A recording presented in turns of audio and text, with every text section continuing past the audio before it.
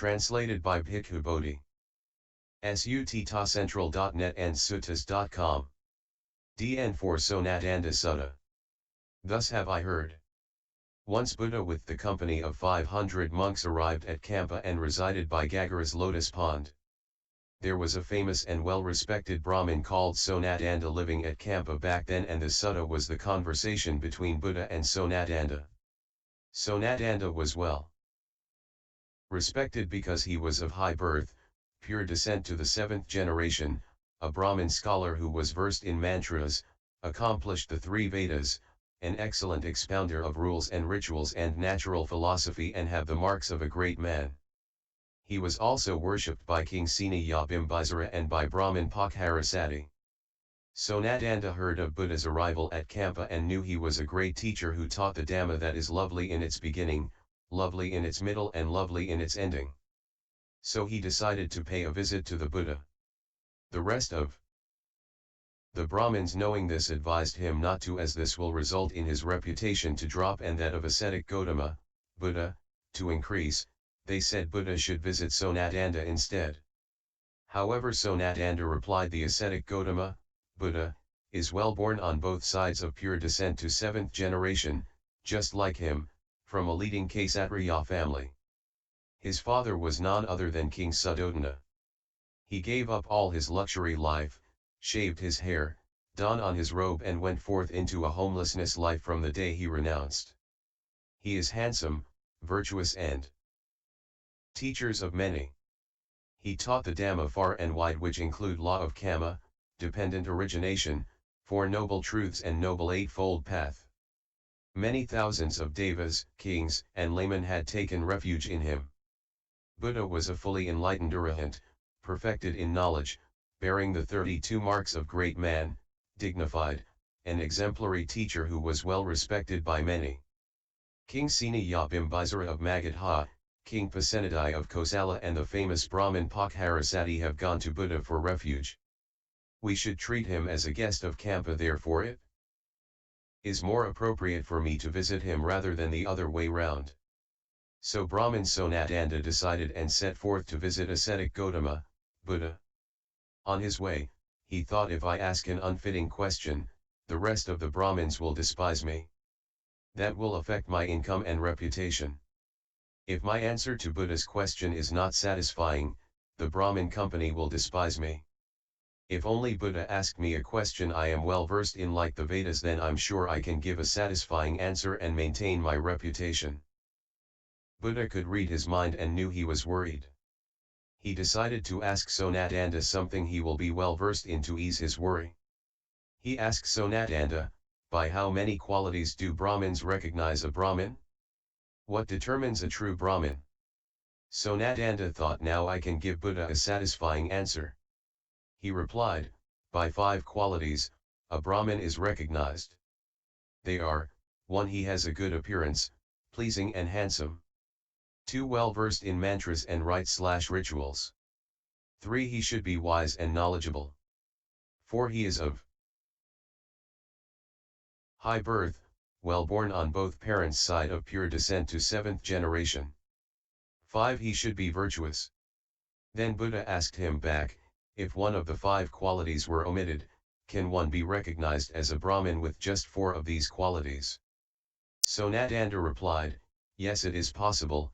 We can leave out appearance as a requisite. Looks does not affect one to be recognized as a Brahmin. Even if one does not look good but is virtuous, well born, well versed in Vedas and ritual, he is still a true Brahmin. Looks is secondary. Buddha added on, of the remaining 4 qualities, can one be omitted such that one can be recognized as a true Brahmin? Sonadanda replied, it is possible, Gotama. We can leave out mantras. Knowing how to recite mantra is not really necessary. Then Buddha asked again, of the remaining 3 qualities, can one more be omitted such that one can still be recognized as a true Brahmin? Sonadanda replied, yes, it is possible.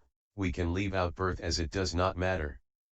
Because if a Brahmin who is virtuous, have good moral conduct, is learned and wise and well trained in sacrificial rituals, he can still be recognized as a true Brahmin. At this point in time, the rest of the Brahmins tried to stop Sonadanda as they feel that Sonadanda is adopting what ascetic Gotama's words and belittling Brahmins. Buddha told the other Brahmins, if you think that Brahmin Sonadanda is not concentrating, is not using the right words, is unwise and is not fit to talk to me, then take his place to talk to him and ask Sonadanda to stop this conversation. But if you all feel that Sonadanda is well learned, wise, speaks properly and fit to speak to me, then you all stop talking and let him continue talk to me. Sonadanda defended Buddha, let me continue this conversation with ascetic Gotama.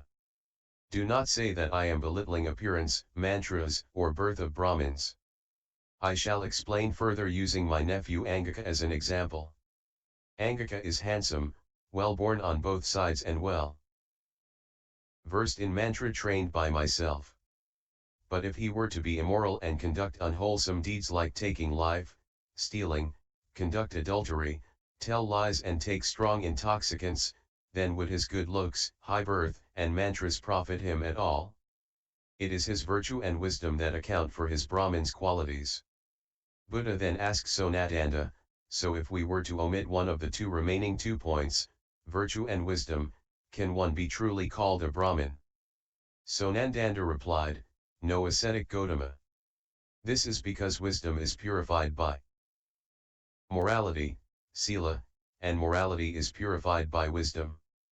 They go hand in hand, one cannot go without another. A virtuous man is wise and a wise man is virtuous.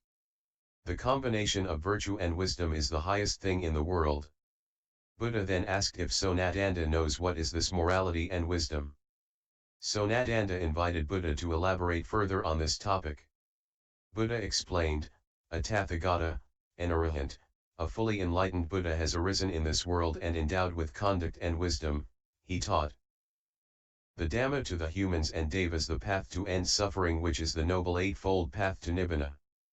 A disciple should practice morality, right speech, right action, right livelihood, and observe the 5 precepts, and guard the sense doors.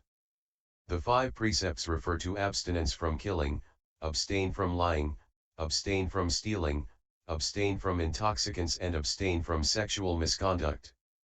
The disciple through discipline and practice, attains the 4 jhanas, meditative absorptions, develops various insights, achieves cessation of the corruptions, taints. Then he develops wisdom, panna. Brahmin Sonadanda praised Buddha for his excellent explanation and teaching, describing it as pointing out the way to one who had got lost. He went to the Buddha, Dhamma, and Sangha for refuge and asked Buddha to allow him to be a lay follower. He then invited Buddha over to his place for meal the next day as dana. The next day when Buddha and his disciples went to Sonadanda's place for a meal, Sonadanda said this to the Buddha, if I were to rise and salute to the Buddha, the Brahmins will despise me, then my reputation and income will fall. So if I join my palms in greeting, may the Buddha take it as if I has risen from my seat. Also should the Buddha seize me take off my turban, may you take it as if I had bowed at your feet. If I am in my carriage and I alight to salute the Buddha, the Brahmins will despise me. So if I am riding in my carriage, I will raise my goad and may you take it as if I had alighted from my carriage, and if I lower my hand may you take it as if I had bowed my head at your feet. The Buddha agreed on his proposal and gave him another Dhamma talk that inspired Brahmin Sonadanda. After the talk, Buddha left his place. Moral of story, good looks, knowing mantras by heart and doing right/rituals do not make one a true Brahmin, a well-respected knowledgeable righteous person. It's his wisdom and virtue that makes one a true Brahmin. It is through practicing morality, good conduct, observing the 5 precepts, and walking the noble eightfold path that one becomes virtuous and wise enough to be called a true Brahmin. By WHH. References.